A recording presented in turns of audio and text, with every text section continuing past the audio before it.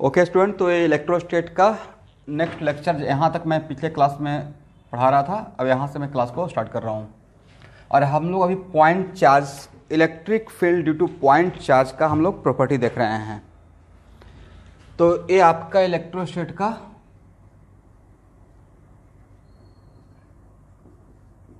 Lecture 8 हो गया।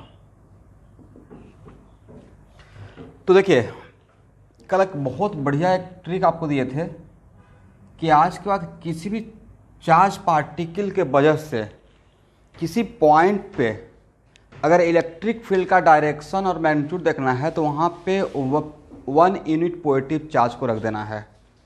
कितना यूनिट रखना है? 1 यूनिट पॉजिटिव चार्ज। तो 1 यूनिट पॉजिटिव चार्ज पे जो मैग्नीट्यूड रहेगा वही न्यूमेरिकली एक्चुअली इलेक्ट्रिक फील्ड का मैग्नीट्यूड रहेगा, जो फोर्स का मैग्नीट्यूड रहेगा, डायमेंशनली नहीं, क्योंकि फोर्स और इलेक्ट्रिक फील्ड का डायमेंशन अलग अलग रहेगा, बट न्यूमेरिकली सेम वैल्यू रहेगा। और उस पॉजिटिव 1 यूनिट चार्ज पे जो डायरेक्शन फोर्स का रहेगा एक्चुअली वही इलेक्ट्रिक फील्ड का डायरेक्शन रहेगा। तो ये एक शॉर्टकट ट्रिक होता है जिससे कि आप किसी भी चार्ज पार्टिकल के वजह से एट वंस किसी पॉइंट पे थोड़ा सा आपको मोटा मोटी आइडिया मिल जाएगा। इसका हम लोग एडवांटेज आगे के क्लास में लेंगे बहुत बढ़िया से। ये लग रहा हो कि चलो ये तो बहुत छोटा सा पॉइंट है, बट आगे चलकर ये आपके लिए बहुत बड़ा पॉइंट बन जाएगा। अब नेक्स्ट क्वेश्चन यहाँ पे है कि उसी चीज़ को अप्लाई करने के बाद मान लेते हैं कि सपोज कीजिए कि अगर मैं इस पॉइंट पे ये मेरा क्यू अमाउंट ऑफ, ये जो मेरा पॉइंट चार्ज है पॉजिटिव पॉइंट चार्ज है और इसको यहाँ पे रख दिया, और अगर यहाँ पे 1 यूनिट पॉजिटिव चार्ज रखते हैं तो उस पर फोर्स का मैग्नीट्यूड का डायरेक्शन जस्ट इस लाइन के लॉन्ग अवे रहता, रिपल्सन। इसका मतलब है कि जो फोर्स का मैग्नीट्यूड रहेगा वही न्यूमेरिकली इलेक्ट्रिक फील्ड का मैग्नीट्यूड मान लेना है, करेक्ट। और डायरेक्शन तो यहां से इस तरीके से देखते हैं।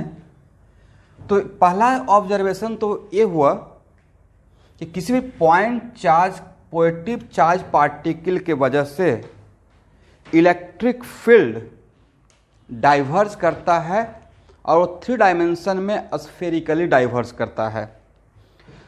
अब नेक्स्ट क्वेश्चन है कि सर डाइवर्ज करेगा तो अब यहाँ देखिए कि सपोज कीजिए कि मैंने एक हाइपोथेटिकल यहाँ पे स्फेरिकल सरफेस बनाया और देखिए अगर यहाँ पे लेंथ ऑफ एरो बड़ा है, इसका मतलब है कि जब नियर बाई में रहते हैं कल तो बताया भी था, डायग्राम भी ग्राफ भी दिखाए थे। तो कल डायग्राम था इलेक्ट्रिक फील्ड का मैग्नीट्यूड वर्सेस डिस्टेंस का। तो क्लोज रहेंगे चार्ज पार्टिकल का तो इलेक्ट्रिक फील्ड का मैग्नीट्यूड ज़्यादा रहेगा और जैसे दूर जाएंगे तो इलेक्ट्रिक फील्ड का मैग्नीट्यूड कम होते हुए चला जाएगा, करेक्ट। और अगर दूर पे निकालेंगे तो थोड़ा कम हो जाएगा। इस तरीके से आगे चलकर ये ऑलमोस्ट खत्म हो जाएगा इसका इफेक्ट। अब आगे के क्लास में बहुत बार आएगा स्टूडेंट, ध्यान से देखिएगा। तो अगर आप यहाँ पे एक आर रेडियस का स्फेरिकल सरफेस इमेजिन करेंगे और तब मैं बोलूँ कि आर रेडियस का अगर ये स्फेरिकल सरफेस आपने यहाँ पे लिया, स्फेरिकल सरफेस अगर आप इमेजिन करते हैं तो ए लाइन इस स्फेरिकल सरफेस को, जैसे एक स्फेरिकल सरफेस है और कोई लाइन ऐसे इंटरसेक्ट कर रहा है, बट जो भी लाइन सेंटर से शुरू होगा वो इस सरफेस को नहीं लगता है परपेंडिकुलरली इंटरसेक्ट करके बाहर निकलेगा। ए भी क्या रहेगा? ए भी क्या रहेगा? परपेंडिकुलर, ए भी परपेंडिकुलर, ए भी परपेंडिकुलर, ए भी परपेंडिकुलर, ए भी परपेंडिकुलर, ए भी परपेंडिकुलर रहेगा, ए भी परपेंडिकुलर रहेगा और ए भी, मतलब ए पूरा 90 डिग्री का एंगल बनाएगा। ए वन ऑफ द प्रॉपर्टी कहीं पे हम लोग यूज में करेंगे। तो नेक्स्ट क्वेश्चन है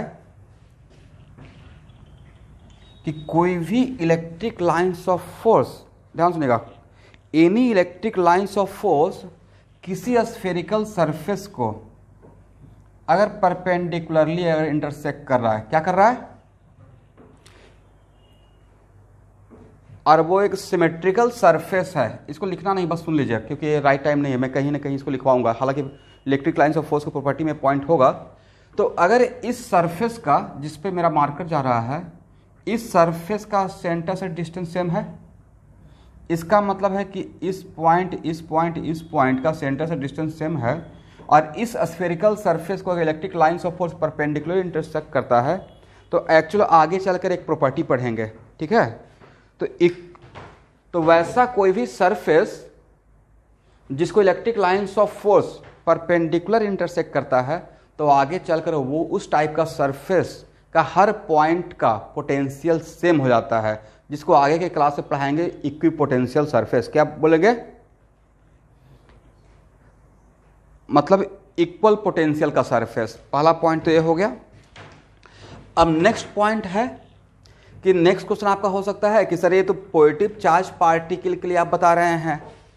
तो देखिए ये मैं पॉजिटिव पॉइंट चार्ज पार्टिकल के लिए मैं एक्सप्लेन कर रहा हूँ, बट यहाँ से ही जनरलाइज कर रहे हैं कि आज के बाद एनी पॉजिटिव चार्ज पार्टिकल और चार्ज बॉडी, तो चार्ज पार्टिकल बोल दिए मतलब पॉइंट चार्ज बोल दिए, और चार्ज बॉडी बोल दी, इसका मतलब continuous distribution of charge. But कोई भी पॉजिटिव चार्ज पार्टिकल और चार्ज बॉडी से आज के बाद electric lines of force diverse करेगा। क्या करेगा? डाइवर्स करेगा।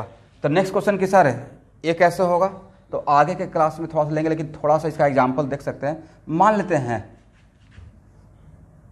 कि एक कोई बॉडी है, इस पे पॉजिटिव चार्ज पार्टिकल है, ठीक है,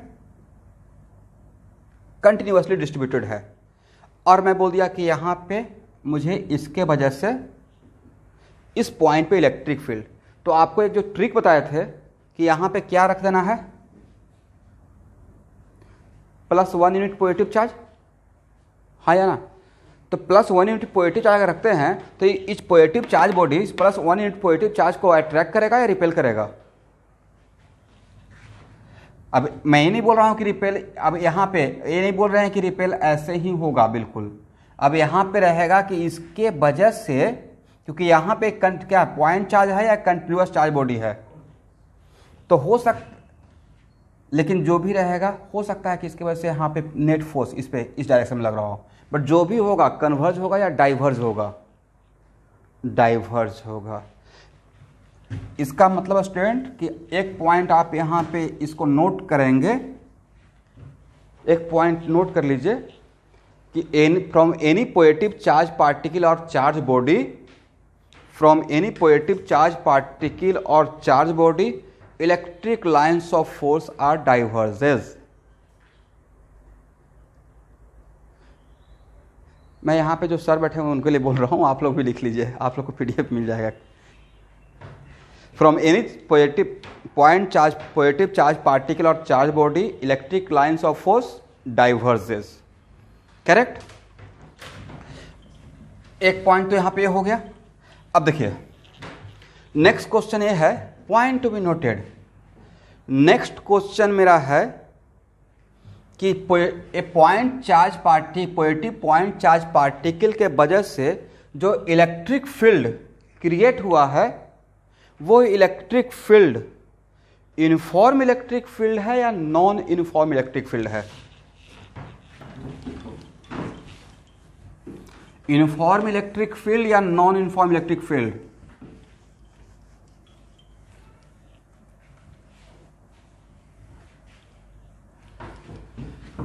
सारे पार्टिसिपेंट से पूछ रहे हैं, किसी भी पॉजिटिव चार्ज पार्टिकल से, अगर पॉजिटिव चार्ज पार्टिकल है तो इससे जो इलेक्ट्रिक फील्ड क्रिएट होता है स्टूडेंट,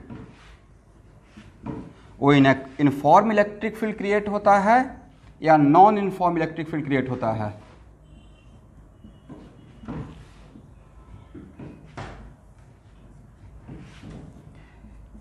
तो स्टूडेंट जिनका भी आंसर यूनिफॉर्म है उनके लिए इलेक्ट्रिक फील्ड एक वेक्टर क्वांटिटी है, नहीं? तो इस एरो का डायरेक्शन और इस एरो का डायरेक्शन सेम डायरेक्शन है? सेम डायरेक्शन नहीं है। तो किसी भी वेक्टर क्वांटिटी को इक्वल वेक्टर कब बोलेंगे? जब उसका मैग्नीट्यूड भी सेम रहेगा और डायरेक्शन भी सेम रहेगा। बट यहां से जितना भी लाइंस ऑफ फोर्स ओरिजिनेट हो रहा है और डाइवर्स कर रहा है, क्या सारे लाइंस ऑफ फोर्स का डायरेक्शन सेम है?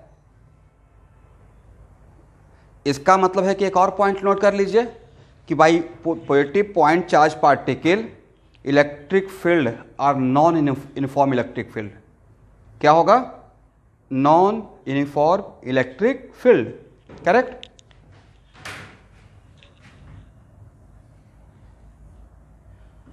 चलिए अब स्टूडेंट एक इसमें यहाँ पे एक चीज़ और ऑब्जर्व करते हैं। मान लेते हैं कि यहाँ से इसका सेंटर से डिस्टेंस है r। कितना डिस्टेंस है? r। तब इसके वजह से अगर इलेक्ट्रिक फील्ड का मैग्नीट्यूड पूछेंगे, अगर इलेक्ट्रिक फील्ड का मैग्नीट्यूड पूछ रहे हैं तो इलेक्ट्रिक फील्ड का मैग्नीट्यूड क्या बोलिएगा? कल फार्मूला दिए थे ना,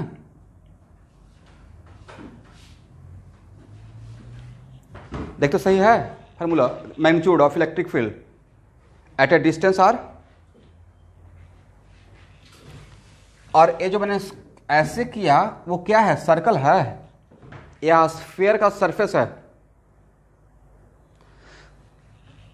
तो स्टूडेंट यहां इस पॉइंट पे इलेक्ट्रिक फील्ड का मैग्नीट्यूड, इस पॉइंट पे इलेक्ट्रिक फील्ड का मैग्नीट्यूड, इस पॉइंट पे इलेक्ट्रिक फील्ड का मैग्नीट्यूड, इस पॉइंट पे इलेक्ट्रिक फील्ड का मैग्नीट्यूड, इसका मतलब है sir all point of a sphere whose radius equal to r and charge particle at the center of the sphere, then इस स्फीयर के हर पॉइंट पे इलेक्ट्रिक फील्ड का मैग्नीट्यूड डिफरेंट रहेगा या सेम रहेगा?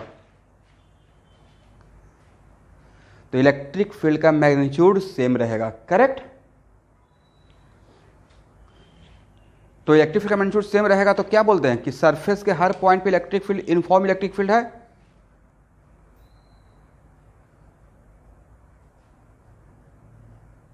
अभी भी नहीं बोल सकते हैं क्योंकि मैग्नीट्यूड सेम है, डायरेक्शन सेम रहेगा।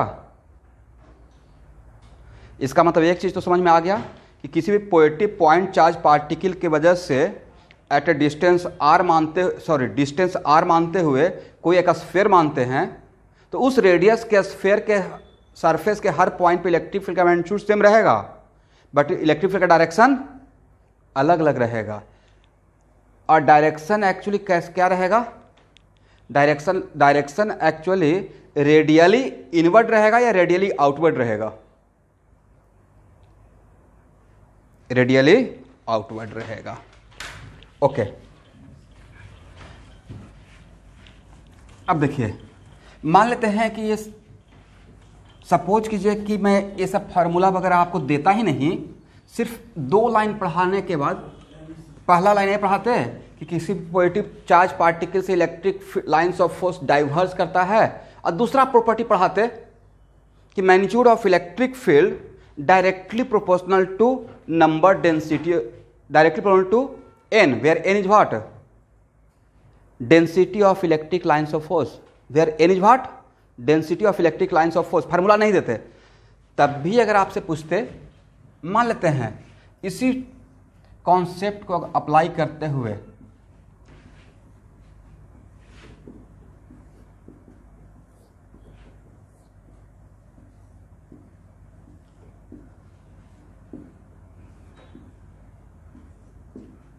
अब तब यहाँ से यहाँ पे पूछते हैं कि इस पॉइंट पे E1 का मैग्नीट्यूड और इस पॉइंट पे E2 का मैग्नीट्यूड, E1 और E2 में किसका magnitude, without using the formula, just by using the number density.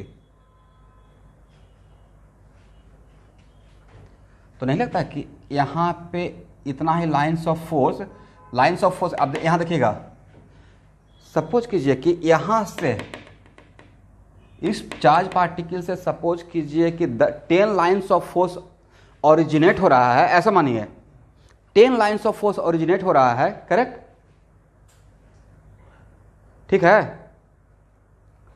तो 10 लाइंस ऑफ फोर्स तो इतना सरफेस पे आ रहा है, और यही 10, ऐसा नहीं होगा कि सर ऐसा करेंगे क्या कि लाइंस ऑफ फोर्स यहाँ पे 1 है, आगे चल के 2 हो जाएगा, नॉट लाइक दैट। तो यही 10 लाइंस ऑफ फोर्स तो यहाँ भी रहेगा, करेक्ट। तो कहां पे number of lines of force per unit area ज्यादा हुआ? यहां पे नंबर ऑफ लाइंस का डेंसिटी ज्यादा है, करेक्ट, और यहां पे number of lines of force का डेंसिटी कम हो गया। और दूर जाते रहेगा तो number of lines of force का डेंसिटी और भी कम होता जाएगा। तो इस कॉन्सेप्ट से भी तो बता सकते थे E1 greater than what? E2, because E directly proportional to what? n। तो मैं अलग अलग तरीके से इसको आपको विजुलाइज करवाने की कोशिश किया कि देखिए ऐसे भी कर सकते हैं, ऐसे भी कर सकते हैं और ऐसे भी कर सकते हैं। ओके,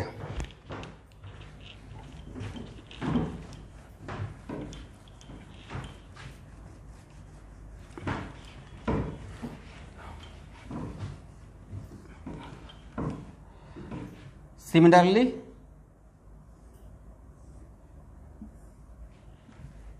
अगर Q नेगेटिव चार्ज पार्टिकल है, तो अगर हम यहाँ पे हम लोग पॉइंट चार्ज के लिए बात कर रहे हैं, but this is also valid for negative charge body.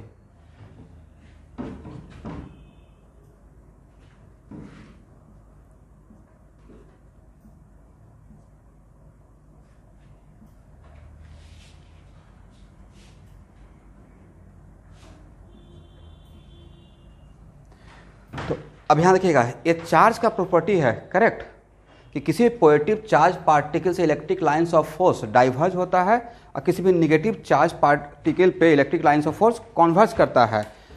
और उसके लिए एक और काम आप कर सकते थे कि सर यहाँ पे मान लेते, ये तो मैंने आपको दिखा दिया, बट फिर भी अगर आपको ट्रस्ट नहीं होता है तो जो आपको ट्रिक दिए थे उसको भी अप्लाई कर सकते थे। मान लेते हैं कि सपोज कीजिए कि यहाँ पे नेगेटिव चार्ज पार्टिकल है और मैं इस नेगेटिव चार्ज पार्टिकल को एक सेंटर में रखता और यहाँ से r रेडियस का एक स्फीयर इमेजिन करता और तब पूछते कि यहाँ पे इलेक्ट्रिक फील्ड का मैग्नीट्यूड क्या होगा, डायरेक्शन क्या होगा। तो आपको एक ट्रिक दी है ना कि यहाँ पे क्या रख देना है, तो 1 इन तो क्या करेगा, ये निगेटिव है, ये पॉजिटिव है, रिपेल करेगा या अट्रैक्ट, और अट्रैक्शन का फोर्स तो इन दोनों लाइन के ज्वाइन करने वाले लाइन पे ही होगा करेक्ट। एक कूलम्स लॉ में पढ़े हैं, यहाँ पे अगर रख दिए तो ये भी अट्रैक्ट करेगा, यहाँ पे रख दिए तो अट्रैक्ट करेगा। तो क्या यहाँ से प्रूफ हो गया, ये भी एक देखने का तरीका था। इसका मतलब यहाँ से क्या मैं बताने की कोशिश कर रहा हूँ, यहाँ से मैं आपको बताने की कोशिश कर रहा हूँ कि किसी भी नेगेटिव चार्ज पार्टिकल या नेगेटिव चार्ज बॉडी पे इलेक्ट्रिक लाइंस ऑफ फोर्स उससे दूर जाता है या उस पर आकर फॉल करता है, कॉन्वर्स करता है। Electric lines of force on negative charge particle और नेगेटिव चार्ज बॉडी पे कॉन्वर्स करता है। अब इसी को आगे चलकर और जनरलाइज कर देंगे। अगर एक्चुअली होता यह है कि किसी भी पॉजिटिव चार्ज पार्टिकल से जो electric lines of force origin, actual scenario कुछ और है। एक्चुअल सिनेरियो ये है कि किसी भी पॉजिटिव चार्ज पार्टिकल से इलेक्ट्रिक लाइंस ऑफ फोर्स जो डाइवर्ज करता है वो एक्चुअली नेगेटिव चार्ज बॉडी को खोजते रहता है और वहां पे जाकर कॉन्वर्ज करता है करेक्ट। सिनेरियो ये है कि कोई भी नेगेटिव पॉजिटिव चार्ज पार्टिकल से जो electric lines of force diverge करता है वो किसको खोजते रहता है, नेगेटिव चार्ज पार्टिकल को। और लेकिन अगर नियर बाई में, नेबरहुड में अगर नेगेटिव चार्ज पार्टिकल नहीं मिलता है तो उसी को हम लोग इसको सोचते हैं जो पॉजिटिव चार्ज पार्टिकल डाइवर्स किया उसको इन्फिनिटी तक भेज देते हैं। लेकिन अगर नियर बाई में ही सपोज कीजिए कोई पॉजिटिव चार्ज, इसको थोड़ा देर के बाद लेंगे एग्जाम्पल, इसको डाइपोल में आप लोग और अच्छे से समझ सकते हैं। तो अगर कोई पॉजिटिव चार्ज पार्टिकल है उसका नियर बाई में ही अगर नेगेटिव चार्ज पार्टिकल रख दिए तो उसका most of the electric lines of force उन नेगेटिव चार्ज पार्टिकल पे जाकर कॉन्वर्स कर जाएगा करेक्ट।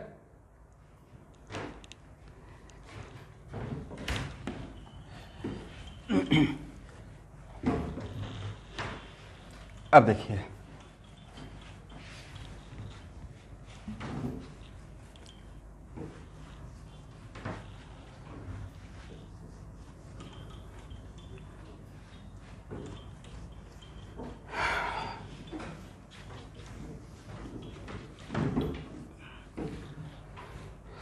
अब नेक्स्ट है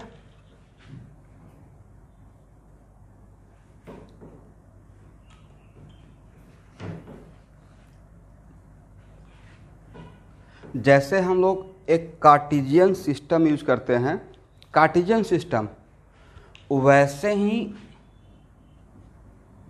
पोलर कोऑर्डिनेट सिस्टम भी होता है। ये हम लोग वेक्टर में थोड़ा सा नॉलेज लिए थे। तो मान लेते हैं कि सपोज कीजिए कि मेरा पॉइंट, यहाँ पे एक पॉइंट चार्ज पार्टिकल है, पॉजिटिव पॉइंट चार्ज पार्टिकल मान लेते हैं समझाने के लिए, और यहाँ से यहाँ तक का डिस्टेंस स्मॉल r है। तो अगर आपसे पूछा जाएगा कि मुझे in terms of point noted student, in terms of cartesian system नहीं, in terms of radial vector आपको याद है, सर्कुलर मोशन में रेडियल वेक्टर और transverse vector, radial unit vector और ट्रांसवर्स यूनिट वेक्टर पढ़ाए थे। यस, तो रेडियल यूनिट वेक्टर के टर्म में भी आप दिखा सकते हैं। इसका मतलब है कि इस पॉजिटिव चार्ज पार्टिकल की वजह से अगर यहाँ पे इन टर्म्स ऑफ रेडियल डायरेक्शन अगर इसको दिखाना है तो फिर से देखिए एक लाइन कितना बड़ा काम करता है। तो किसी भी वेक्टर को रिप्रेजेंट करने के लिए क्या क्या चाहिए, उस वेक्टर का मैग्नीट्यूड, तो मैग्नीट्यूड तो ये हो गया, और इसका डायरेक्शन के लिए क्या कीजिएगा, तो डायरेक्शन क्या रहेगा, रेडियल आउटवर्ड डायरेक्शन या radial inward direction, radial outward direction,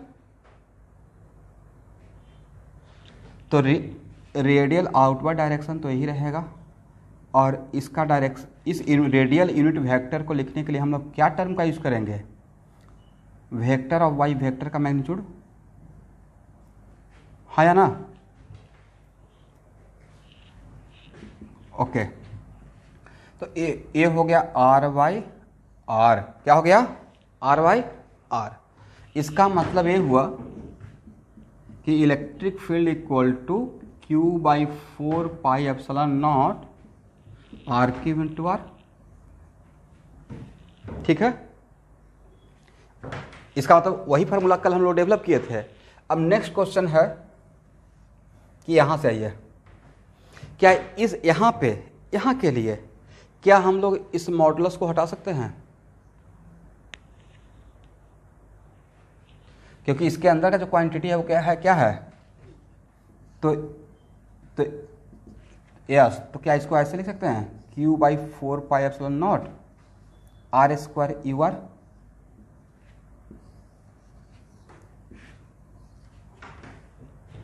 ऐसे भी तो लिख सकते हैं। ओके, अब नेक्स्ट क्वेश्चन ये है कि मान लेते हैं कि v इक्वल टू 2i लिखते हैं स्टूडेंट, और तब पूछते हैं इसका vx क्या है, तो किसको छोड़कर आप vx बोल देते थे,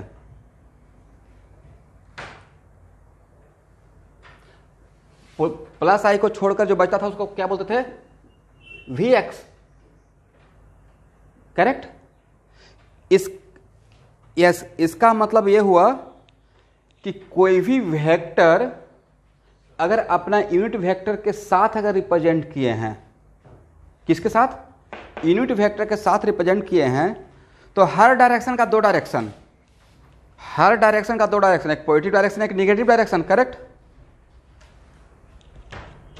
तो किसी भी पॉजिटिव यूनिट वेक्टर को छोड़कर जो रेस्ट पार्ट रहता है, एक्चुअली वो उस वेक्टर का उस डायरेक्शन में कंपोनेंट होता है। क्या होता है, कंपोनेंट। तो यहां पे एज किसका डायरेक्शन था, positive x axis, that's why यहां पे क्या लिख दिए थे, vx। वैसे ही एक किसका डायरेक्शन है, रेडियल डायरेक्शन, दैट्स व्हाई क्या यहां से अगर आपको प्रॉब्लम नहीं है तो इसी को er equal to Q by 4 pi epsilon nought लिख सकते हैं, आर स्क्वायर, हाँ या ना।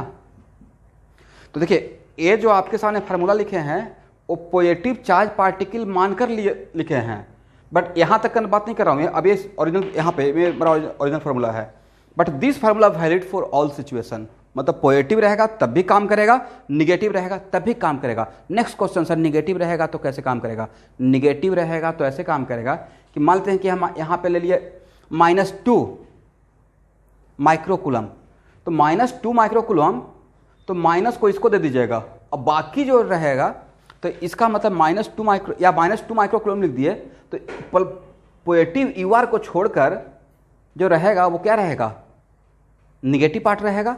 तो यहाँ पे यूआर को छोड़कर जो बचेगा, यहाँ देखिएगा यूआर को छोड़ पॉजिटिव यूआर हुआ मेरा positive unit vector in the direction of radial direction. तो यहाँ पे मेरा इस ईआर को क्या पढ़ेंगे, radial component of electric field, क्या पढ़ेंगे,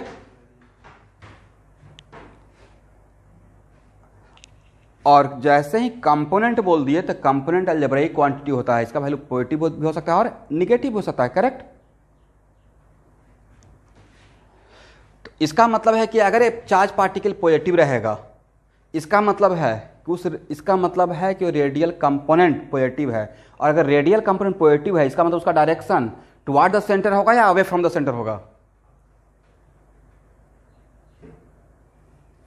अगर यहाँ पे Q पॉजिटिव लिए तो ER क्या रहेगा, radial component of electric field positive, इसका मतलब अवे फ्रॉम द सेंटर। अगर निगेटिव रहेगा तो, अगर ये निगेटिव रहा तो रेडियल कंपोनेंट निगेटिव है तो टुवर्ड द सेंटर। इसका मतलब ये समझ में आ गया, ओके।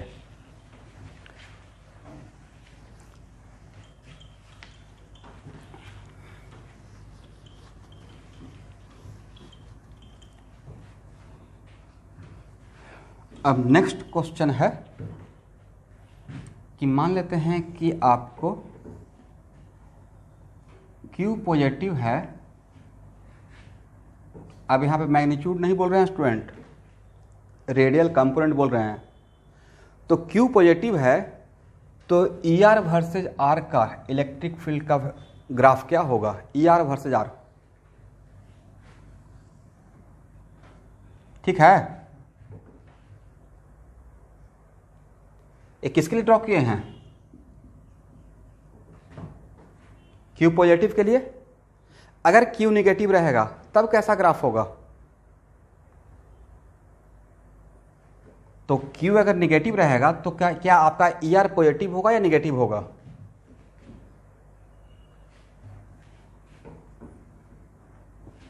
निगेटिव होगा। और ग्राफ पढ़ाया गया होगा पूरे फंक्शन को, कोई अगर y इक्वल टू fx कोई फंक्शन है और इसका ग्राफ सपोज कीजिए कि ऐसा है, ठीक है, और इसमें अगर माइनस लगा दीजिएगा तो उसका ग्राफ कैसा हो जाएगा, जस्ट इसके अबाउट मिरर इमेज होता है, करेक्ट। इसका मतलब ये हुआ कि अगर Q पॉजिटिव के लिए ग्राफ ये है तो Q निगेटिव रहेगा तो ग्राफ क्या हो जाएगा, ऐसा हो जाएगा। एक किसके लिए, Q निगेटिव। तो ये अब देखिए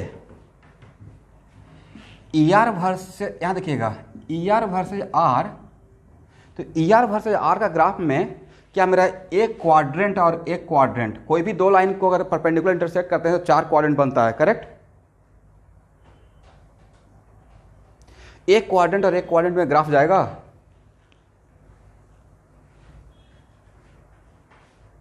क्यों नहीं जाएगा, क्योंकि यहां पे R मेरा क्या है, डिस्टेंस है, क्या है,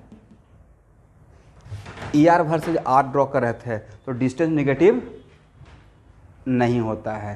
तो आपका ग्राफ सिर्फ कौन सा कोऑर्डिनेट में रहेगा, इसमें रहेगा और इसमें रहेगा, और इससे नीचे ER का इससे नीचे ER का साइन निगेटिव, ER निगेटिव, और इससे ऊपर ER पॉजिटिव। तो ये ग्राफ किसके लिए, Q पॉजिटिव के लिए, और ये ग्राफ किसके लिए, Q निगेटिव के लिए। लेकिन सपोज कीजिए कि अब इसी में अगर ER का, जो कि कल मैं ग्राफ लिया था, ER का मैग्नीट्यूड वर्सेस R कर देंगे, मतलब इलेक्ट्रिक फील्ड का मैग्नीट्यूड वर्सेस R हो गया, तो नहीं लगता है कि सिर्फ ग्राफ यही रहेगा। इसका मतलब है कि जब कल मैं इलेक्ट्रिक फील्ड का मैग्नीट्यूड वर्सेस डिस्टेंस का ग्राफ ले रहे थे, उसको और कंपोनेंट, रेडियल कंपोनेंट के फॉर्म ब्रेक करेंगे तो ए भी रहेगा और ए भी रहेगा, और दो रहेगा, this is for positive charge particle and this is for negative charge part. यहां तक किसी स्टूडेंट को प्रॉब्लम,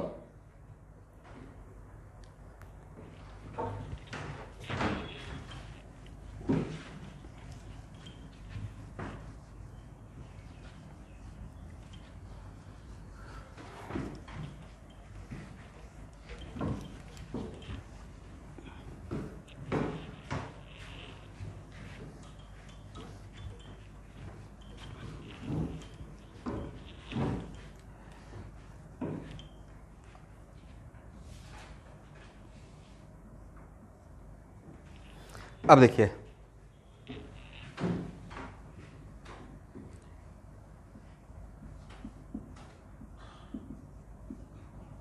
प्रिंसिपल ऑफ सुपरपोजिशन, देखिए हर जगह वही बात है, प्रिंसिपल ऑफ सुपरपोजिशन का मतलब ये हुआ कि मान लेते हैं कि मेरे पास 2 चार्ज पार्टिकल है Q1 एंड Q2। अब यहाँ पे इनफाइनाइट चार्ज पार्टिकल भी रहेगा, ठीक है, बस 2 के लिए समझ लेते हैं। तो 2 चार्ज पार्टिकल है और पॉइंट P पे अगर इलेक्ट्रिक फील्ड पूछते हैं तो पॉइंट P पे जो इलेक्ट्रिक फील्ड Q1 क्रिएट करेगा वो Q2 से इंडिपेंडेंट रहेगा। इसका मतलब है कि Q1 अपना फील्ड क्रिएट करेगा, करेक्ट, और Q2 अपना फील्ड क्रिएट करेगा। इसका मतलब है कि कोई भी 2 पॉइंट चार्ज पार्टिकल है तो किसी एक का इलेक्ट्रिक फील्ड दूसरे के इलेक्ट्रिक फील्ड से क्या रहेगा, इंडिपेंडेंट रहेगा। तो नेक्स्ट क्वेश्चन कि सर हम लोग यहाँ पे क्या बताएंगे, मेरा आंसर रहेगा कि आप लोग वही बताइएगा जो क्वेश्चन पूछा गया है।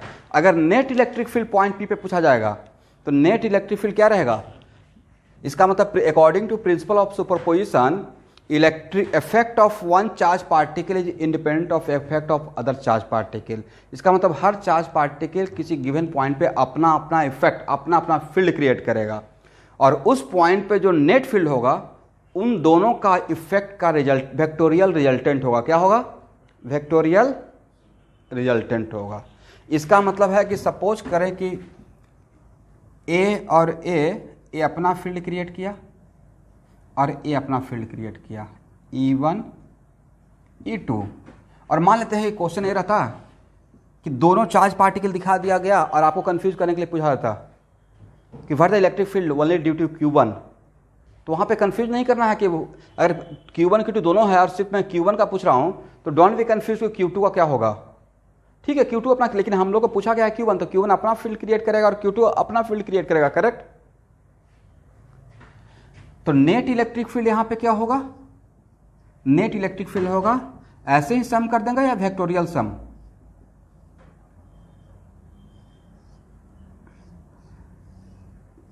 करेक्ट।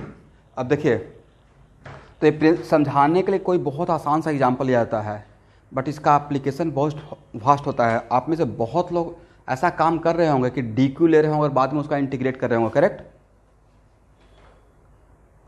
कंटिन्यूअस चार्ज बॉडी के लिए सपोज कीजिए कि ऐसा कोई कंटिन्यूअस चार्ज बॉडी है।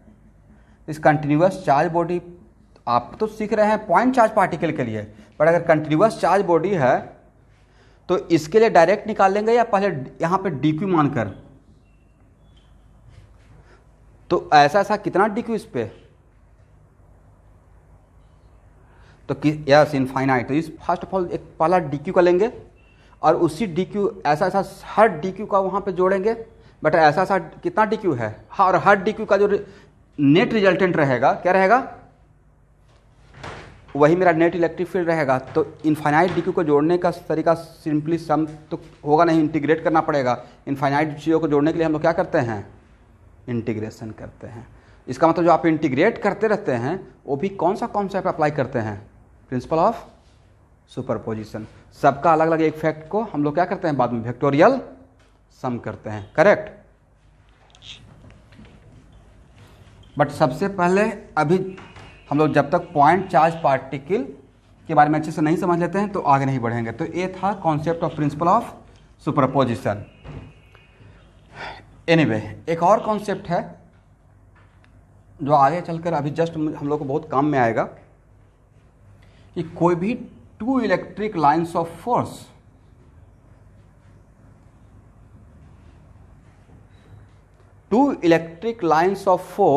Which is created by charge particle, किसके कारण, चार्ज पार्टिकल।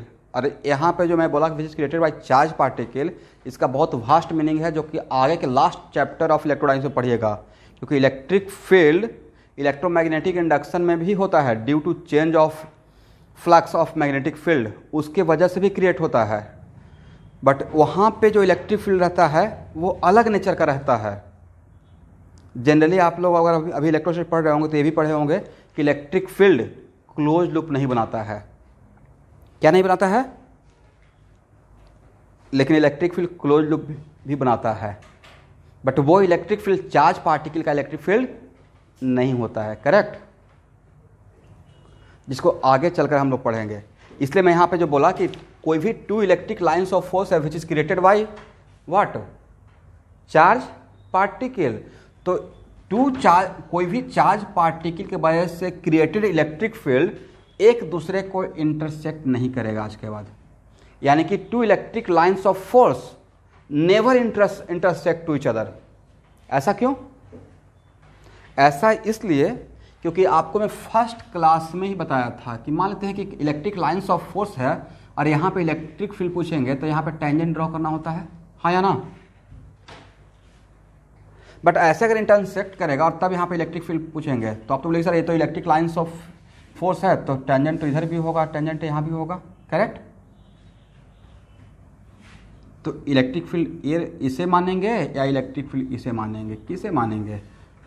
दैट्स वाई ये एक्चुअल नेचर है कि दो electric lines of force which is created by charge particle never intersect to each other. इसका मतलब ऐसा सिचुएशन पॉसिबल नहीं है, करेक्ट?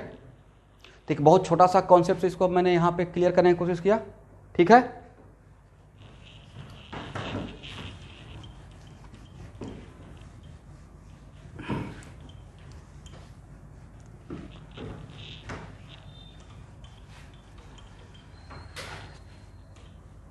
चलिए अब एक और चीज़ लेते हैं। यहाँ देखिए,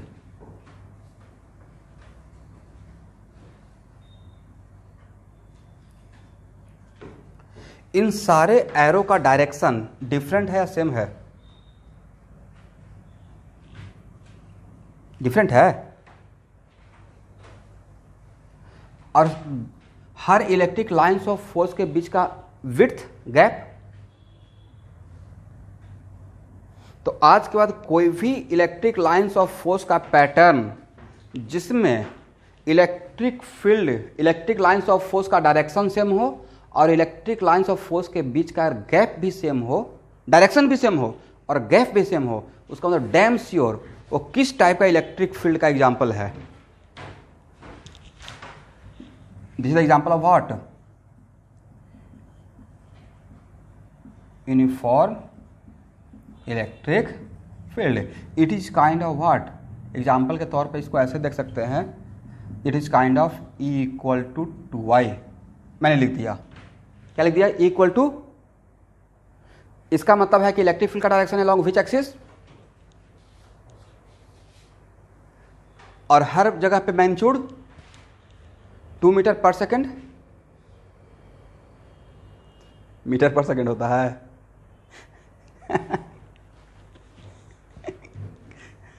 मैं तो थोड़ा बहुत गलत बोलते रहूँगा कि आप चेक करते रहेंगे। इसका जो यूनिट रहेगा वो लिखेंगे, क्या लिखेंगे? जो भी इसका यूनिट रहेगा। एनीवे, और आप लोग इलेक्ट्रिक फील्ड का मुझे यूनिट निकालना पड़ेगा या आप लोग निकाल लेंगे? ऐसे मैं लिख दूंगा, ठीक है, डोंट वरी। तो E इक्वल टू, एक बार यूनिट लिख ही लेते हैं, ऐसे और भी यूनिट होता है, पहला यूनिट सिर्फ लिख लेते हैं, 1/4π0 क्यू बाई आर स्क्वायर। तो इसका क्या यूनिट था, याद है? One of the unit by coulomb square और कूलम बाई मीटर स्क्वायर। तो क्या हो गया? One of the unit Newton. अब इसका और भी कुछ होता है, और भी कुछ होता है, ठीक है? चलिए अभी आपके सामने एक और एग्जांपल लेते हैं।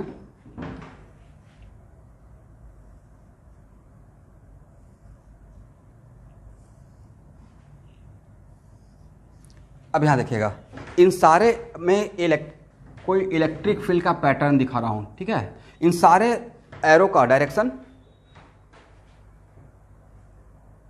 सेम है। तो डायरेक्शन सेम है तो क्या इसको हम लोग यूनिफॉर्म इलेक्ट्रिक फील्ड बोल सकते हैं? क्यों नहीं बोल सकते? डायरेक्शन तो सेम ही हो गया। तो बोलना है कि सर डायरेक्शन तो सेम है बट हर पॉइंट पे number of lines, number density of electric lines of force same नहीं है। इसका मतलब है कि डायरेक्शन सेम है बट मैग्नीट्यूड सेम नहीं है। That's why this is the example of what, uniform या non uniform electric field.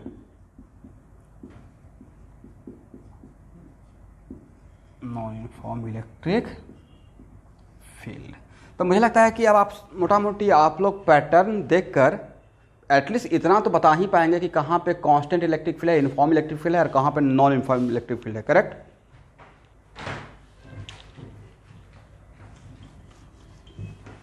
Electric field क्या है? Just a vector quantity. तो दो वेक्टर को इक्वल होने के लिए क्या हम लोग जो जानते हैं उसी को यहाँ पे अप्लाई करना, अब उसी को अलग अलग तरीके से देख रहे हैं। अब देखिए इस पे एक बहुत बढ़िया क्वेश्चन आज से मोटा मोटी कह सकते हैं 20 साल नहीं 18 साल पहले एक IIT क्वेश्चन पूछा था, और उस क्वेश्चन को दोबारा रिपीट भी किया है। यहाँ पे Q है और यहाँ भी Q है, और both are identical charge particle. ठीक है, both are what? Identical charge particle. सब लोग ध्यान से देखिएगा, दिमाग घूम जाएगा। Both are identical charge particle.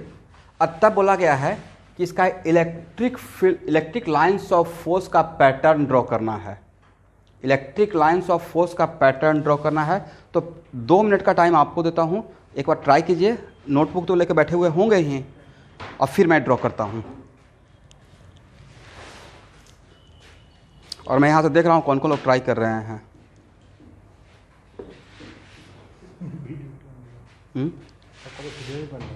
हाँ, सबका वीडियो बंद है, इसलिए मैं नहीं देख सकता हूँ। आप लोग एकदम फ्री ऑफ टेंशन से ड्रॉ कीजिए।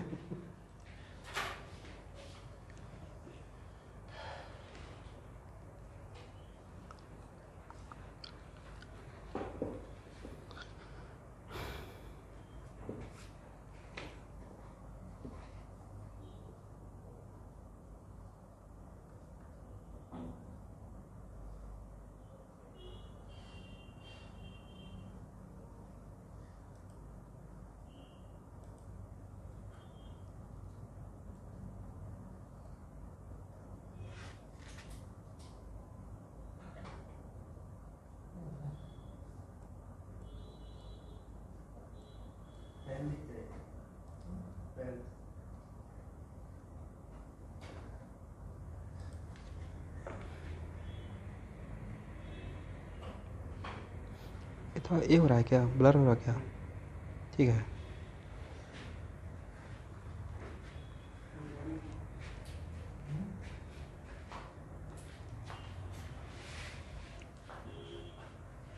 क्या आप लोग ड्रॉ कर लिए?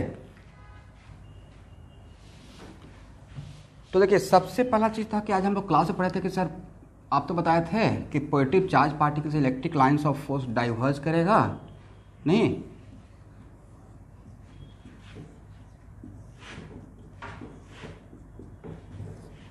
अगर सही से मुझे फॉलो करते रहिएगा तो बहुत ज़बरदस्त फिजिक्स पढ़ा दूंगा, चाहे जो भी चैप्टर हो, लेकिन और बहुत बेसिक बात से स्टार्ट करके, ऐसा नहीं कि सिर्फ प्रॉब्लम ही। तो देखिए यहाँ भी अगर ऐसा ही पैटर्न चलता तो आपने देखा कि इलेक्ट्रिक लाइंस ऑफ फोर्स एक दूसरे को कट करना शुरू कर दिया।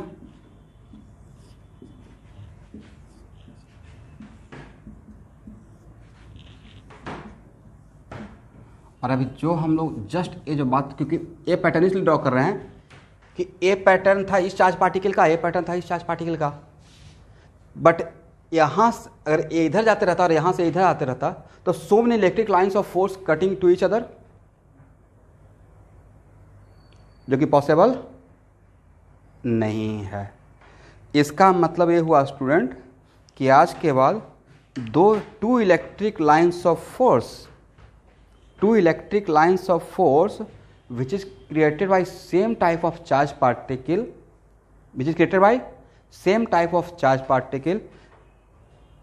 repel to each other। वो एक दूसरे को क्या इंटरसेक्ट करने के लिए पास बुलाएगा या एक दूसरे को रिपेल करेगा? रिपेल करेगा। इसका मतलब ये हम लोग का पैटर्न सही नहीं है। This is not the correct pattern. इसका मतलब है कि जैसे यहाँ से इलेक्ट्रिक लाइन्स ऑफ फोर्स और यहाँ का इलेक्ट्रिक लाइन्स ऑफ फोर्स जैसे ही यहाँ पे क्रिएट होना शुरू हुआ तो वो एक दूसरे को रिपेल करेगा। तो ये क्या करेगा, इसके लाइन को रिपेल करेगा, करेक्ट, और एक एक क्या करेगा, इसके लाइन को रिपेल करेगा।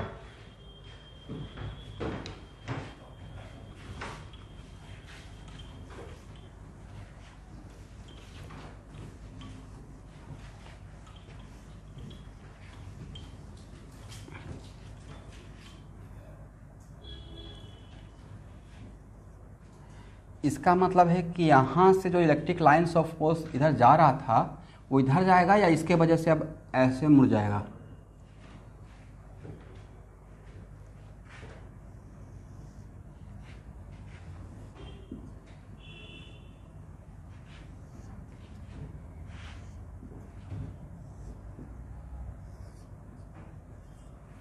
और इधर के इलेक्ट्रिक लाइन्स ऑफ फोर्स तो कुछ कोई प्रॉब्लम है ही नहीं।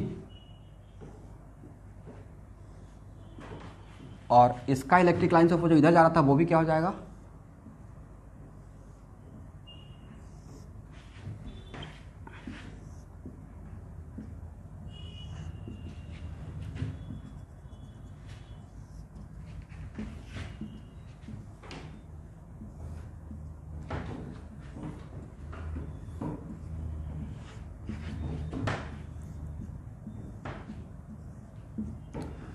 तो आपको नहीं लगता कि बिल्कुल इन दोनों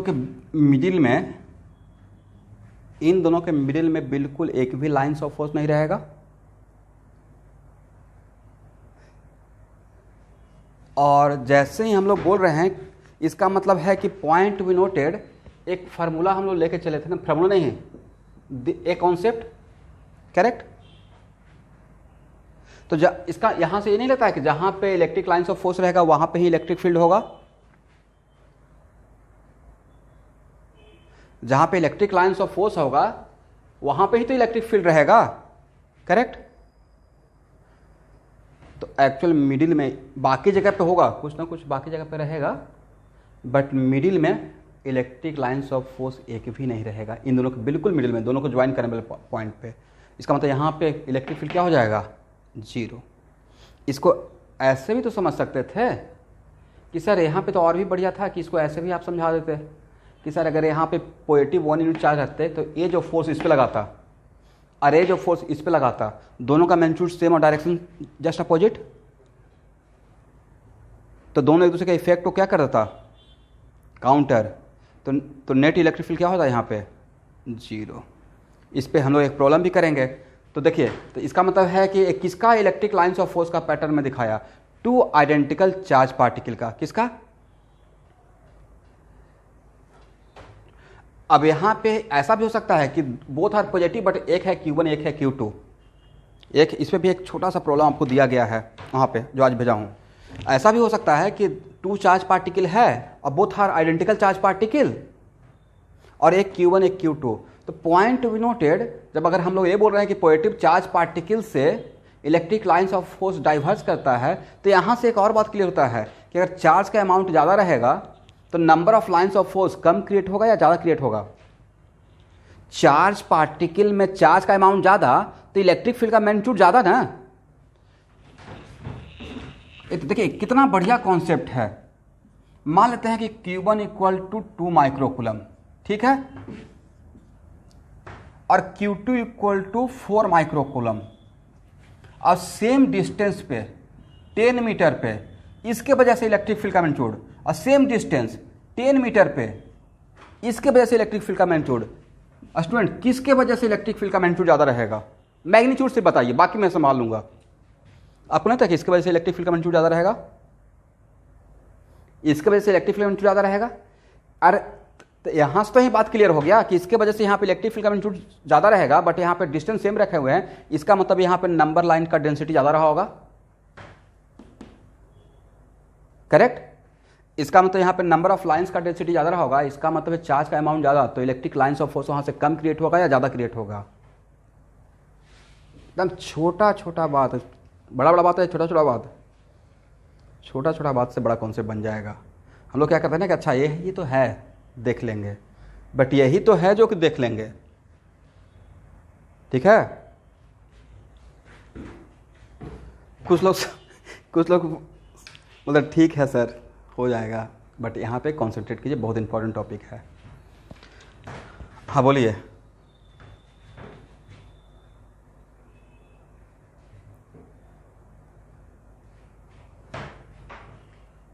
यहाँ पे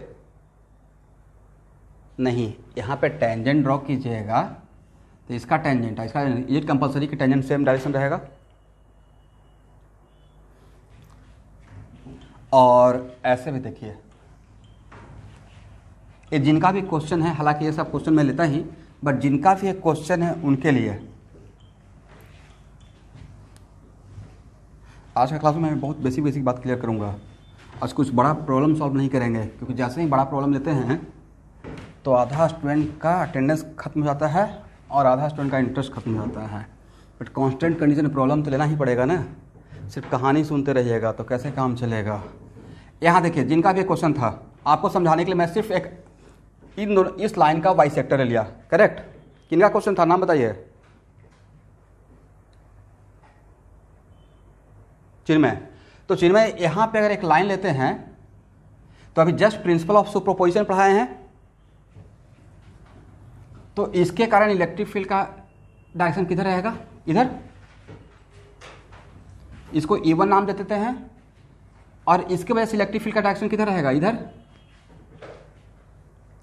मैंने क्या किया कि फटाक से +1 यूनिट यहाँ पे चार्ज रख दिया, उससे मैं इसके कारण इसका डायरेक्शन निकाल दिया, इसके कारण इसका डायरेक्शन निकाल दिया, ठीक है। और E1 और E2 का मैग्नीट्यूड अगर बाइसेक्टर है और दोनों का डिस्टेंस भी सेम कर दिए और चार्ज का अमाउंट भी सेम है, तो E1 E2 का मैग्नीट्यूड डिफरेंट रहेगा या सेम रहेगा, सेम रहेगा। बट यहां पे जो इन दोनों का रिजल्टेंट का मैग्नीट्यूड और इन दोनों का रिजल्टेंट तो इधर रहेगा, अगर दोनों का मैग्नीट्यूड सेम है तो, करेक्ट। बट इसका जो इस रिजल्टेंट का मैग्नीट्यूड यहाँ इस पॉइंट पे अगर यहाँ लेते तो रिजल्टेंट का मैग्नीट्यूड वही रहता या अलग रहता, क्योंकि AR बन जाएगा ना। दैट्स वाई अगर डायरेक्शन सेम भी हो रहा है तो क्या इलेक्ट्रिक फील्ड सेम रहेगा, यूनिफॉर्म रहेगा, या मैग्नीट्यूड कम होता चला जाएगा। तो अब समझ में आ गया, ओके।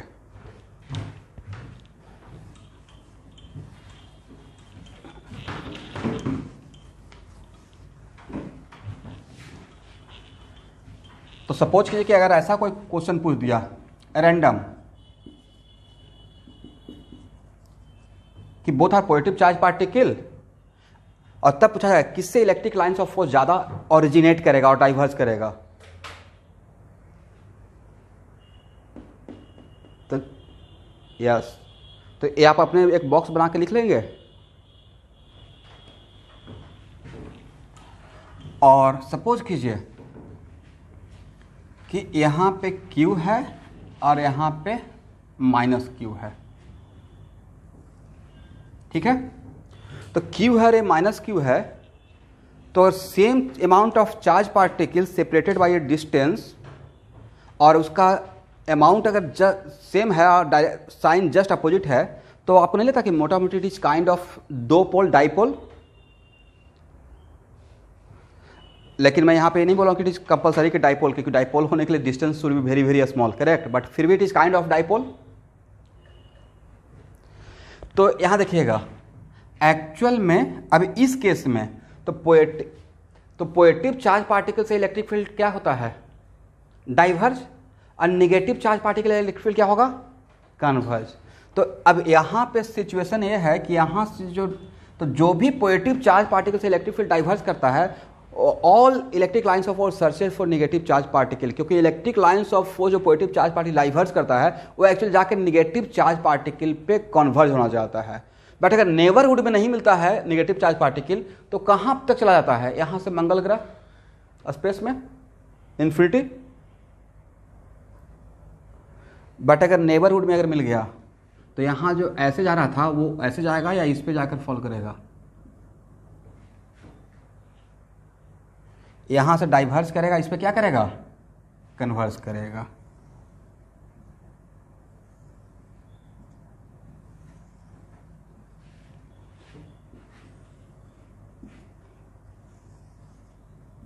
आप लोग जब क्लास करते हैं तो सिर्फ ऐसे सुनते रहते हैं या साथ में थोड़ा बहुत रफ वर्क भी करते हैं या बाद में नोटबुक बनाते हैं?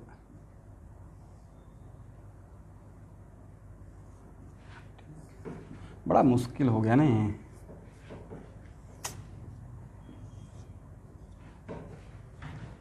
सबके लिए प्रॉब्लम, ठीक है। अब सोचिए ना कि मतलब मेरा काम ऐसा हो गया कि मैं 12 बजे रात तक बैठ कर यही करते रहता हूँ, बैठ के वीडियो ऐड करते रहते हैं।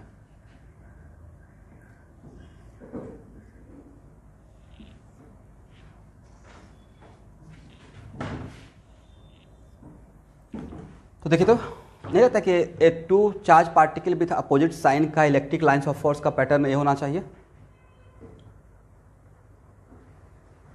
यहाँ से बहुत सारे electric lines of force diverse हुआ तो सब most of the electric lines of force इस पे जाके कन्वर्स करेगा, बट कुछ इलेक्ट्रिक लाइन्स ऑफ फोर्स इससे दूर भी जाएगा।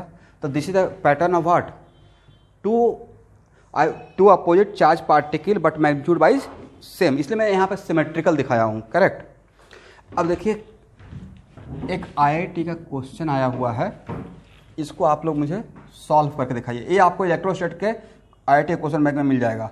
3 आइडेंटिकल चार्ज पार्टिकल है एंड ऑल आर पॉजिटिव, और ए इक्विलैटरल ट्रायंगल के वर्टिसेस पे रखा हुआ है। किसके वर्टिसेस पे? इक्विलैटरल ट्रायंगल के वर्टिसेस पे। तो इसका 4 पैटर्न दिखाया गया है ऑप्शन में। आप लोग इसका क्या करेक्ट पैटर्न होगा वो मुझे ड्रॉ करके बताइए फास्ट। सब लोग ट्राई कीजिए। सौरभ, तो 2 मिनट के लिए पॉज कर दीजिए video.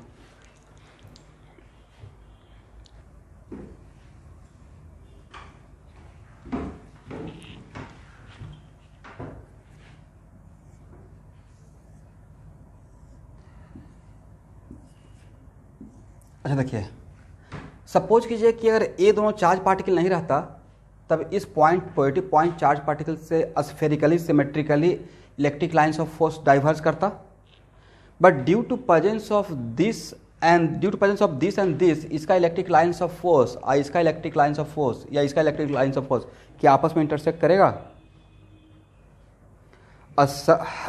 All are identical charge particle, तो सब और all are identical positive charge particle, तो सबसे तो electric lines of force diverge ही कर रहा था। दैट्स वाई इसका lines of force, 2 electric lines of force, 2 electric lines of force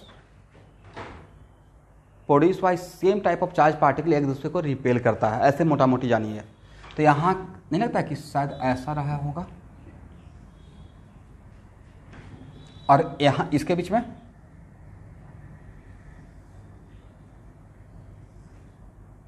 correct.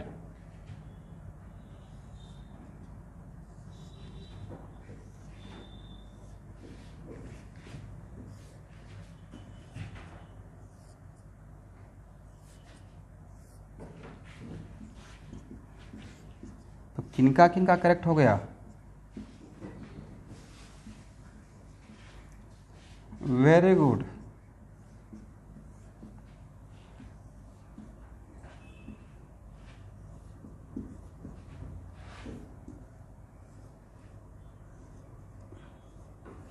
तो this is the correct pattern of electric lines of force produced by 3 identical positive charge particle which is situated at the vertices of equilateral triangle, correct?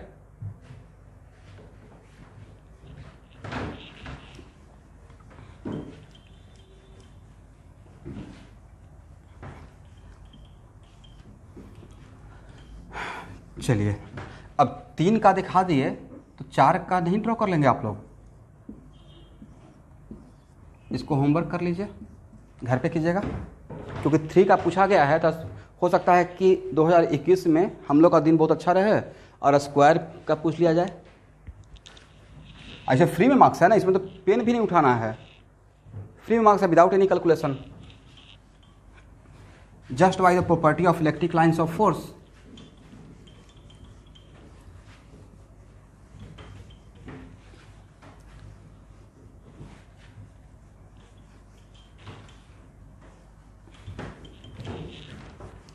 Okay, अब देखिए, एक मैं problem बनाने जा रहा हूँ, ठीक है?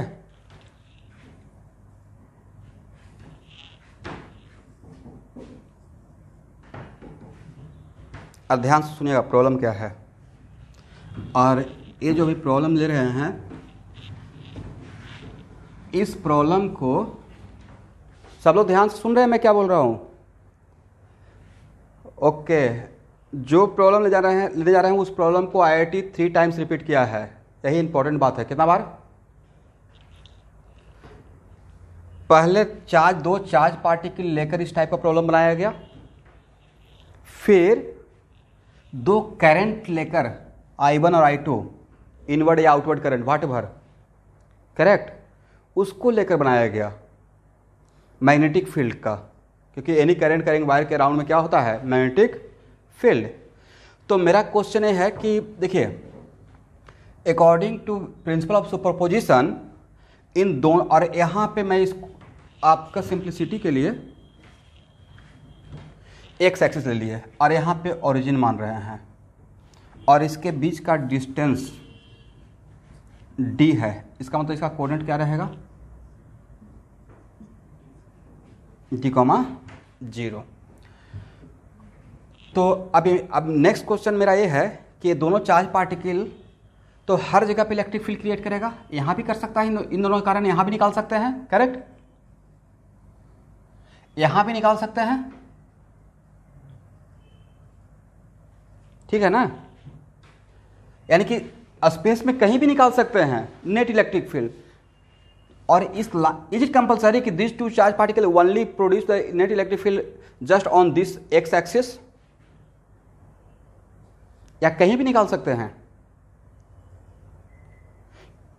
कहीं भी निकाल सकते हैं, बट क्वेश्चन में दिया हुआ ये है कि EX वर्सेस X का ग्राफ ड्रॉ करना है। किसका? तो EX वर्सेस X का जब ग्राफ ड्रॉ करना है, इसका मतलब तब वहां पे ये नहीं बोलना है कि अच्छा इस इलेक्ट्रिक फील्ड का सिर्फ X ऑब्वियस EX ही थोड़े होगा। तो मेरा भी आंसर यही है कि ऑब्वियसली कोई भी चार्ज पार्टिकल स्पेस में अपना इलेक्ट्रिक फील्ड क्रिएट करता है, सिर्फ एक लाइन पे क्रिएट करता है या स्पेस में? इसका मतलब उसका एक्स कंपोनेंट भी हो सकता है, वाई कंपोनेंट और जेड कंपोनेंट भी हो सकता है। बट अगर मैं आपको एक कांस्टेंट कर दिया कि नहीं मुझे बाकी नहीं चाहिए, सिर्फ EX वर्सेस X चाहिए, इसका मतलब है कि मैं आपसे कहाँ किस लाइन पे निकालने के लिए बोल रहा हूँ? इस एक्स एक्सिस पे। कहाँ पे? तो एक्चुअल में एक्स एक्सिस पे नहीं, यहाँ पे रहेगा, तब भी उसका एक्स कंपोनेंट होगा। बट क्वेश्चन का जो थीम था, क्वेश्चन अभी इसमें अब यहाँ पे भी मैं अपने खुद के सेंटेंस को करेक्ट कर रहा हूँ। EX का मतलब सिर्फ ये नहीं रहा है कि इसी लाइन पे निकालेंगे तो EX होगा, यहाँ भी निकालेंगे तो हो सकता है कि इसका X component, Y component, Z component तीनों रहेगा। बट यहाँ पे क्वेश्चन में ये दिया हुआ था कि find the magnitude, point noted, find the electric field on this line on X axis. क्या दिया हुआ था? Find the value of electric field, question लिख लीजिएगा, find the value of electric field by these two charge particle on X axis. This is the original question, correct? तो on the X axis, इसका मतलब है कि x axis में आपको निकालना है हर पॉइंट के लिए और ग्राफ ड्रॉ करना है। तो EX वर्सेस X का ग्राफ ड्रॉ करना है, बट वो कौन से लाइन के लिए? क्वेश्चन में था on the which axis? X axis. इस क्वेश्चन को सॉल्व करना है, ठीक है? नहीं, इस क्वेश्चन को मैं सबसे पहले मैं सॉल्व करता हूँ, पहले एक मैं सॉल्व करता हूँ, फिर मैं आपको इसी टाइप का एक क्वेश्चन आपको होमवर्क के लिए दे दूंगा। तो देखिए,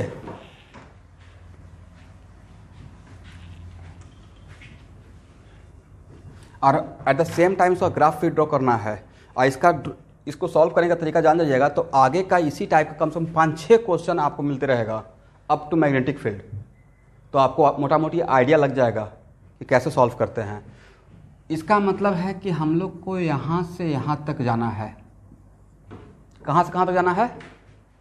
-इन्फिनिटी से +इन्फिनिटी। देखिए, इसको A बोल देते हैं, इसको B बोल देते हैं। तो देखिए, इसको क्वेश्चन को सॉल्व करने के लिए, पॉइंट नोटेड, इस क्वेश्चन को सॉल्व करने के लिए इसमें पूरे सिचुएशन को 3 पार्ट में डिवाइड करता हूँ। पहला पार्ट रहेगा -इन्फिनिटी से यहाँ तक का, दूसरा पार्ट रहेगा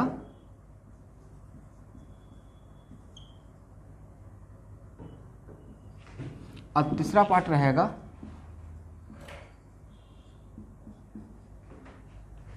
तो अगर मैं तीनों पार्ट में अगर क्वेश्चन सॉल्व कर लिया, कोई भी आर्बिट्ररी पॉइंट लेकर, आर्बिट्ररी पॉइंट जैसे यहाँ भी -∞ से जी ओरिजिन के बीच में कोई भी आर्बिट्ररी पॉइंट, तो वो आर्बिट्ररी पॉइंट मतलब हर पॉइंट को सेटिस्फाई करेगा। वैसे ही अगर ए से बी के बीच में कोई भी एक आर्बिट्ररी पॉइंट लेते हैं तो वो भी यहाँ से यहाँ के बीच में कोई भी पॉइंट, चाहे वो मिडिल का ही पॉइंट के नहीं हो, उसको भी सेटिस्फाई करेगा। वैसे ही तो इस क्वेश्चन को सॉल्व करने के लिए ये बहुत बढ़िया क्वेश्चन है। इस क्वेश्चन को सॉल्व करने के लिए अभी हम लोग पॉइंट चार्ज पार्टिकल पे ही अटके हुए हैं और उसी का इलेक्ट्रिक फील्ड समझ रहे हैं। मैं चाहता हूँ पहले पॉइंट चार्ज पार्टिकल आप लोग समझ लें कि उसके कारण क्वेश्चन कैसे सॉल्व करते हैं। ऐसा नहीं कि रॉड का कंटिन्यूस चार्ज डिस्ट्रीब्यूशन का क्वेश्चन सॉल्व कर रहे हैं, पॉइंट चार्ज क्वेश्चन आया तो वहाँ पे ही अटक गए। पहले इस पर ग्रिप कर लीजिए 1 by 1। तो इसको सॉल्व करने के लिए हम लोग 3 पार्ट लेते हैं, एक ए जोन में काम करेंगे और एक बार इस जोन में काम करेंगे, और हर जोन के लिए जो एक्सप्रेशन मुझे मिलेगा उस जोन के लिए उसका ग्राफ ड्रॉ करेंगे, करेक्ट। फिर इसके लिए अलग ग्राफ ड्रॉ करेंगे, इसके लिए अलग ग्राफ ड्रॉ करेंगे, इसी के लिए अलग ग्राफ ड्रॉ करेंगे, और सबको लास्ट में क्या कर देंगे, एक साथ मिला देंगे, करेक्ट, ज्वाइन कर देंगे, यस। तो चलिए पहले मैं अपना क्वेश्चन को सॉल्व करने के लिए लेता हूं।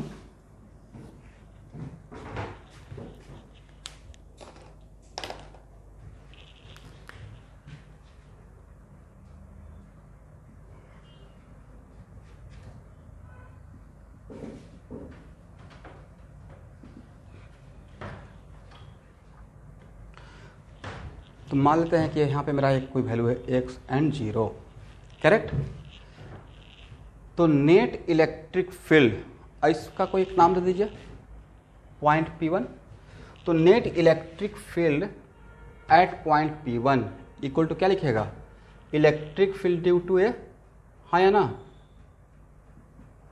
अब plus electric field due to B। तो ये हो जाएगा नेट इलेक्ट्रिक फील्ड। और बोलिए इलेक्ट्रिक फील्ड भी एक वेक्टर क्वांटिटी है, सबसे स्टैंडर्ड फार्मूला तो ये तो है ही कि electric field at field point due to source point equal to, sir ऐसे यूज कर लीजिए, बाई RFS का Q RFS।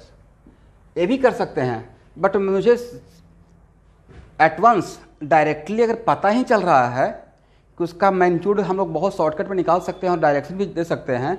तो देखिए आपको एक शॉर्टकट तरीका तो पढ़ाए थे कि यहाँ पे क्या कर लेना है, +1। तो एक्चुअल में इस पॉइंट पे दिस चार्ज पार्टिकल है, दोनों आइडेंटिकल पॉजिटिव चार्ज पार्टिकल है, इस पॉइंट पे एक चार्ज पार्टिकल इस पॉइंट पे इलेक्ट्रिक फील्ड किस डायरेक्शन में क्रिएट करेगा। तो आज बात किसी भी पॉइंट चार्ज पॉजिटिव पॉइंट या किसी पॉइंट चार्ज पार्टिकल के कारण किसी भी दूसरे पॉइंट पे अगर इलेक्ट्रिक फील्ड पूछते हैं तो उन दोनों पॉइंट को ऐड कर दीजिए, और जो भी इलेक्ट्रिक लाइन से इलेक्ट्रिक फील्ड होगा उसी लाइन के अलॉन्ग होगा, चाहे तो टुवार्ड्स नहीं तो अवे, बट होगा किसके अलॉन्ग, उसी लाइन के अलॉन्ग। और अगर पॉजिटिव चार्ज पार्टिकल रहेगा तो अवे रहेगा और नेगेटिव चार्ज पार्टिकल रहेगा तो टुवार्ड्स रहेगा।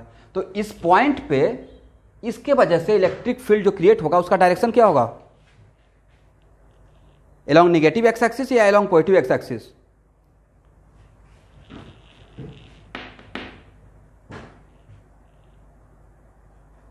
Obviously along negative x axis, positive charge particle है ना, तो पॉजिटिव चार्ज पार्टिकल से इलेक्ट्रिक लाइंस और इलेक्ट्रिक फील्ड का जो लाइंस ऑफ फोर्स है वो कन्वर्ज करता है या डाइवर्ज करता है, डाइवर्ज। तो डायरेक्शन तो पता चल गया। क्या यहाँ से इसका यहाँ इसके कारण यहाँ पे मैग्नीट्यूड निकाल सकते हैं, तो मैग्नीट्यूड को क्या लिखेंगे, के क्यू बाई के मतलब 1/4 π0, के क्यू बाई क्या लिखे, ए से P1 का कितना डिस्टेंस है, ए से P1 का डिस्टेंस कितना है, गलत, मॉडुलस ऑफ एक्स। एक्स जहां पे ले हो वो एक्स निगेटिव है या positive,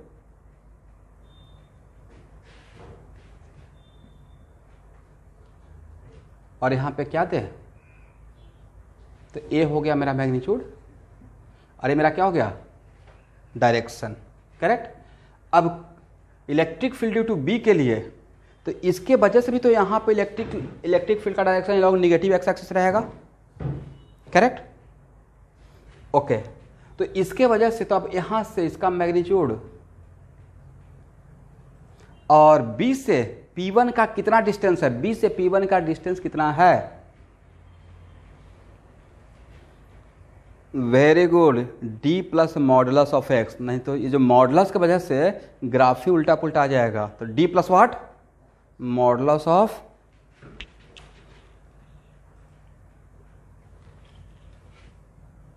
D plus modulus of X का स्क्वायर। और डायरेक्शन क्या दें?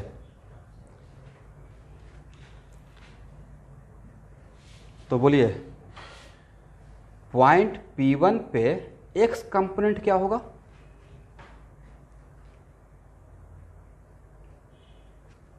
तो सब लोग फास्ट यहां पे सामने देख रहे हैं।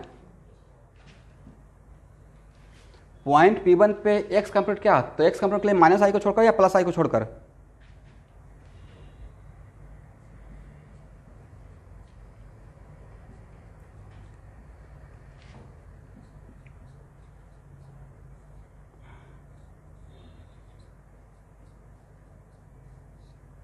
देखिए तो सही लिखे हैं।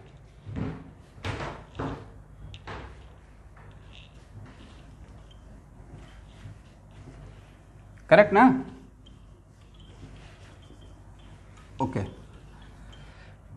चलिए तो EP1x जो कॉमन ले सकते हैं उसको कॉमन ले लीजिए। कॉमन क्या ले सकते हैं स्टूडेंट?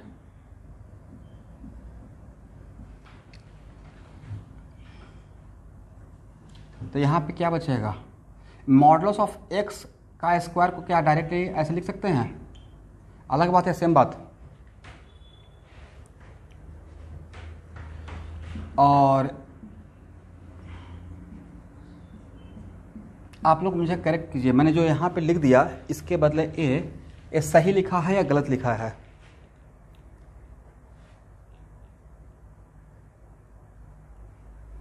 सब लोग फास्ट, सही लिखे हैं या गलत लिखे हैं?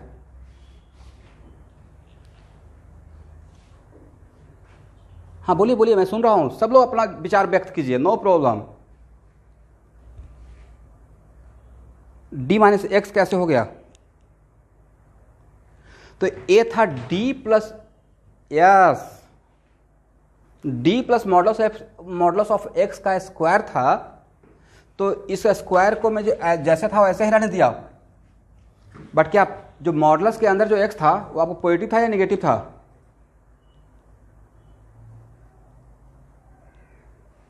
तो ये तो जानते हैं ना कि अगर मॉडुलस के अंदर नेगेटिव है और मॉडुलस को अगर हटाना है तो इस तरीके से हटाते हैं कि जो मेन सेंस है वो चेंज नहीं हो।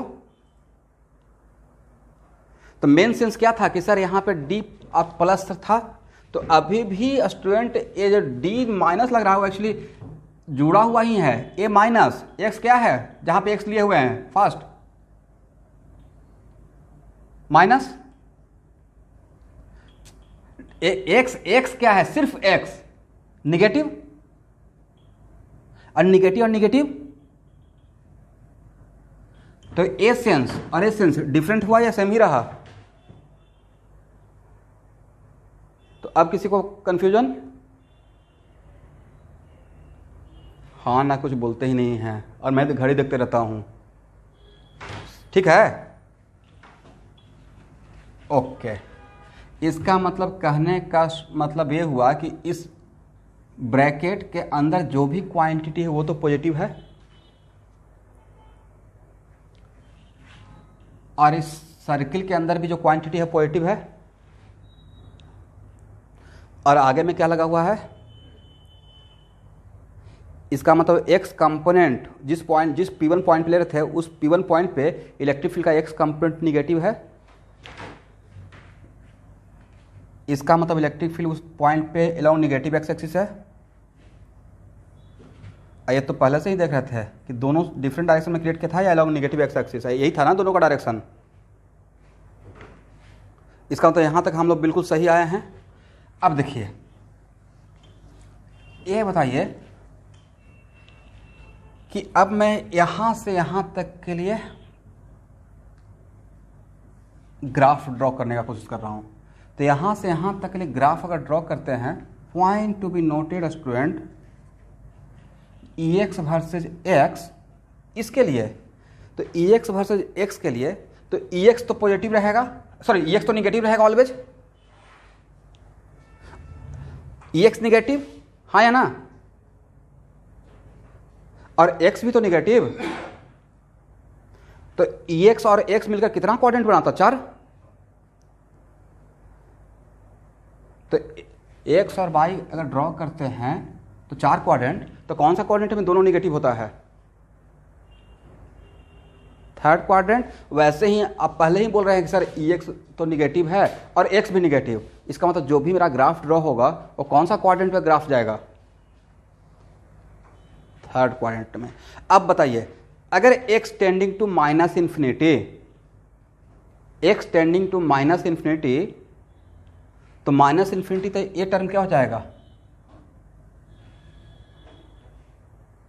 इतना देर क्यों लगता है?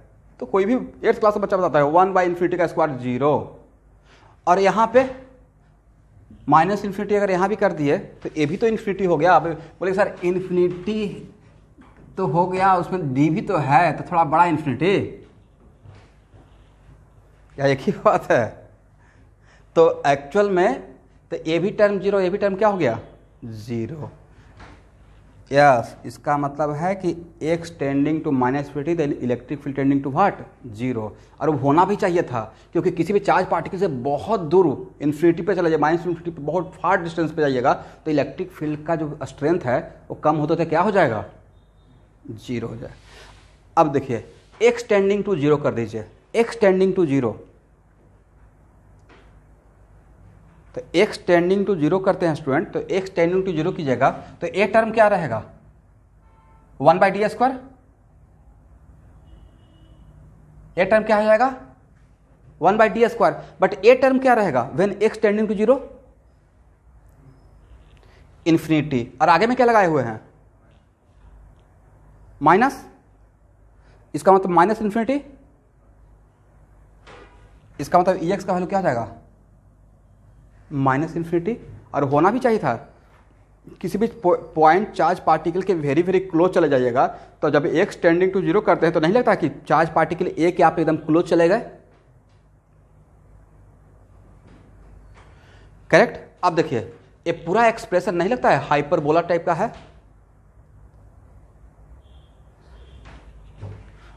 इसका मतलब है कि इसका ग्राफ कैसा रहेगा? ऐसा रहेगा। थर्ड क्वाड्रेंट में कैसा रहेगा? इस तरीके से रहेगा। लेकिन आपको अब 2 चीज़ और बचा हुआ है। ये था x = 0, ये है x = d। तो एक माइनस इन्फिनिटी से x = 0 के जो मैंने ग्राफ ड्रॉ कर दिया, और अभी टाइम खत्म होने जा रहा है, यहाँ पे ही मैं इस क्वेश्चन को छोड़ रहा हूँ। 33.33% मैं सॉल्व किया, 66.66% आपको सॉल्व करना है। आपको कहाँ से सॉल्व करने का तरीका लेकिन मैं समझा दिया हूँ। समझ में आया कि मैं कितना चीज़ों को कॉन्शियसली लेकर चल रहा हूँ with proper algebraic quantity, correct? तो अब इस पार्ट में आप x = 0 से d तक लीजिएगा सेकेंड केस मानकर, और फिर उसका ग्राफ ड्रॉ कीजिएगा EX वर्सेस x का, और फिर d से इन्फिनिटी तक। और जो भी नेक्स्ट क्लास मेरा फिजिक्स का होगा इलेक्ट्रोस्टैटिक का, उसमें मैं इन दोनों पार्ट को सॉल्व करूंगा, और आप लोग भी सॉल्व करके रेडी रहिए, और फिर मैं कंप्लीट इसका ग्राफ ड्रॉ करूंगा। ये बहुत बढ़िया एक क्वेश्चन लेके चल रहा था, ठीक है? बट अभी भी मैं पॉइंट चार्ज पार्टिकल ही पढ़ा रहा हूँ। क्या पढ़ा रहे हैं? ठीक है, तो आज का क्लास इतना ही। थोड़ा देर का आप लोग ब्रेक ले लीजिए, उसके बाद सॉल्व शुरू करते हैं नेक्स्ट क्लास।